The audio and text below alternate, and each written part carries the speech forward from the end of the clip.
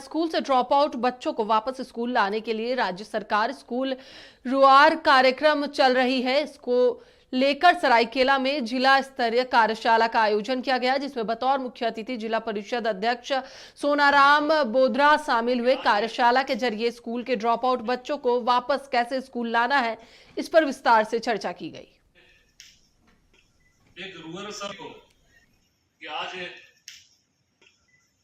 हमें स्थानीय जनप्रतिनिधियों, पंचायत प्रतिनिधियों और साथ ही साथ जो ग्रामीण स्वशासन व्यवस्था के पदाधिकारी हैं और शिक्षा विभाग के पदाधिकारी कर्मी हैं, अन्य जो विभाग के पदाधिकारी कर्मी हैं, उन सब का सहयोग प्राप्त हो, इसके लिए ये कार्यक्रम किया जा रहा है। शिक्षा से उनको जुड़ा जाए ताकि उनके जिंदगी में एक अलग से परिवर्तन आ सके, और ये बिना शिक्षा के संभव नहीं है। सामाजिक किसी भी कारणवश अगर ऐसा भी कोई किसी भी प्रकार का हम लोग चिन्हित करेंगे तो उसको निदान करते हुए फिर से उनको स्कूल ले आने का ये प्रयास है।